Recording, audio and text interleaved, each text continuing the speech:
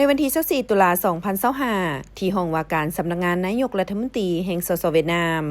สหายทองลุ้นศรีสุริตเลขาธิการใหญ่ประธานประเทศแห่งสปป.ลาวพร้อมด้วยคณะได้พบปะสองฝ่ายกับสหายฟาร์มิงจริงนายกรัฐมนตรีแห่งสสเวียดนามและคณะในโอกาสเดินทางเข้าร่วมพิธีลงนามในสนธิสัญญาสหประชาชาติว่าด้วยการต้านอาชญากรรมทางไซเบอร์ในวันที่24-26ตุลา2025ที่นครหลวงฮานอยสสเวียดนามในโอกาสนี้ฝ่ายลาวได้แสดงความสมเสยที่วงคณะญาติสากลได้ให้ความเชื่อมั่นและเลือกเอานครหลวงฮานอยเป็นสถานที่ลงนามของสนธิสัญญาสากลที่มีความหมายความสำคัญนี้ซึ่งในต่อหน้าจะมีชื่อว่า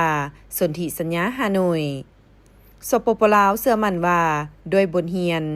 และบทบาทสากลของเพื่อนมิตรสหายเวียดนามพิธีลงนามและกองประชุมสากลครั้งนี้จะประสบผลสำเร็จอย่างจบงามพร้อมทั้งยกสูงบทบาทของสสเวียดนามให้สูงเด่นขึ้นในเวทีภาคพื้นและสากลสองฝ่ายได้แจ้งสภาพการพ้นเด่นอยู่ภายในประเทศของตนให้กันทราบและแสดงความสมเสยต่อบรรดาผลสำเร็จที่สองประเทศญาติมาได้ในตลอดระยะผ่านมา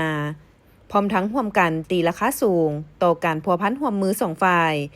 ที่มีบทบาทก้าวขยายตัวรอบด้านและมีผลสำเร็จสูงเห็นได้จากการพัวพันร่วมมือรอบด้านทั้งในด้านการเมืองเศรษฐกิจและการร่วมมือเพื่อการพัฒนาบนพื้นฐานความไว้เนื้อเชื่อใจซึ่งกันและกันในระดับสูงสุด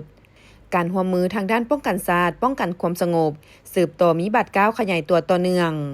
การจัดตั้งปฏิบัติบรรดาโครงการร่วมมือสองฝ่ายมีความคืบหน้าเป็นก้าว